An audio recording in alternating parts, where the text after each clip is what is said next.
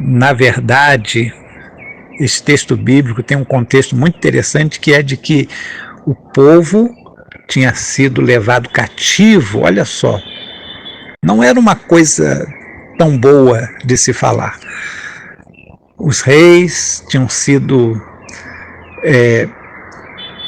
castigados, alguns deles receberam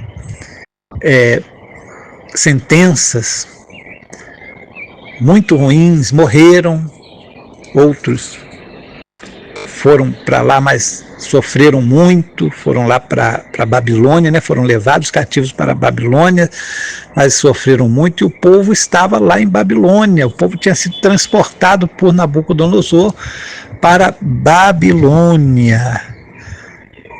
E estavam então tristes, estavam como escravos. Foram para lá para servir ao rei de Babilônia, para servir aos babilônios. Foram como escravos. Mas Deus envia para eles uma carta através do profeta, né?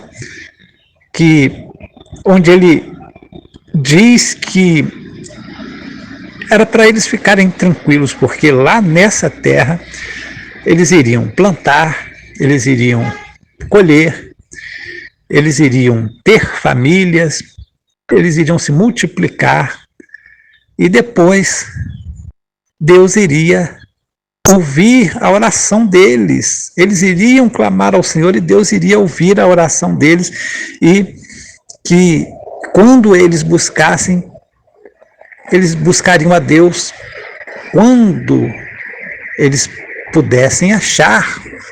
Deus iria ser achado deles na época certa, na época exata, na época que Deus planejou. Deus tem um plano perfeito para as nossas vidas, para a vida do seu povo, principalmente, né? O seu povo, de uma forma em geral, em conjunto. Deus tem um plano para esse povo maravilhoso, para esse povo que crê na promessa dele. E quando acontece alguma coisa de ruim, como estava acontecendo com aquele povo que perderam a sua terra, foram praticamente devastados, a sua terra foi devastada, e eles foram levados cativos para um outro país estrangeiro, e lá eles tiveram que continuar vivendo lá, mesmo sob a escravidão.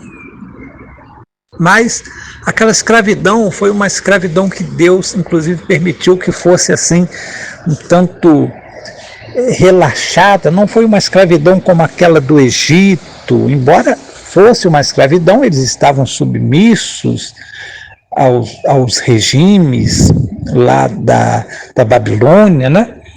Mas eles, servindo a Deus, eles podiam servir a Deus, tinham digamos assim, a possibilidade de servir a Deus, mesmo que a religião lá de Babilônia fosse outra, e muitas vezes eles foram influenciados e seguiram outros deuses.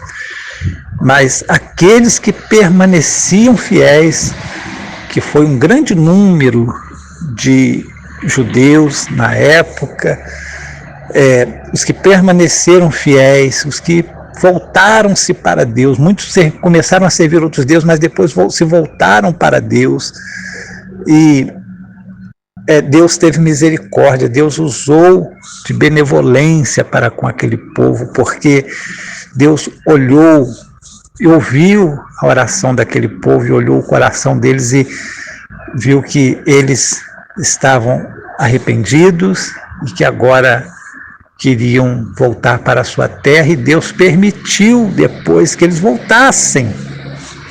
Aquela servidão duraria cerca de 70 anos, ou seja, dava tempo de eles se multiplicarem, de eles formarem uma nova geração.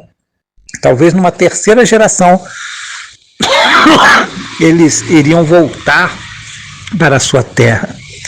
E Deus havia feito esse planejamento. Deus tinha pensamentos de paz a respeito do seu povo. Eles iriam reconstruir o templo, eles iriam fazer tudo de novo, eles iriam ainda plantar vinhas e colher frutos na cidade deles, na Jerusalém. Sim, eles iriam conquistar novamente o seu país, eles iriam voltar para a sua terra, e foi o que aconteceu posteriormente. A história conta sobre isso, né? E a Bíblia também fala sobre esse assunto, que eles voltaram e refizeram tudo, né? E foi uma grande bênção, glórias a Deus.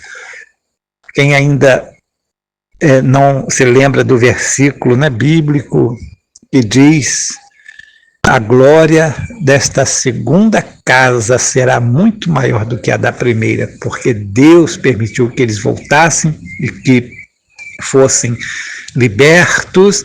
Deus mesmo que os levou cativo através do rei de Babilônia, é claro, usando como instrumento um reino, um rei, e usou outro rei, Ciro, para trazer a libertação para aquele povo, para dizer que eles voltassem para as suas terras, né?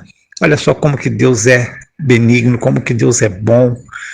Ainda chama de o outro rei, né? Que foi Ciro, Deus chama de servo dele, ou seja, estava fazendo aquilo que Deus mandou, aquilo que Deus planejou. Que coisa interessante, né?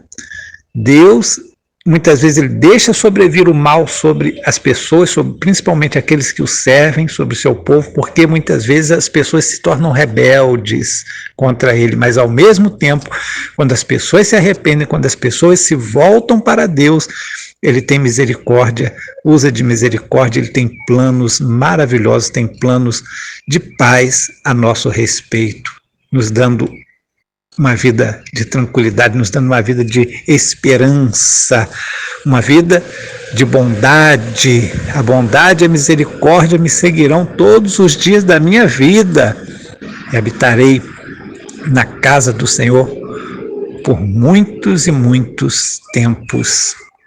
Deus te abençoe em nome de Jesus.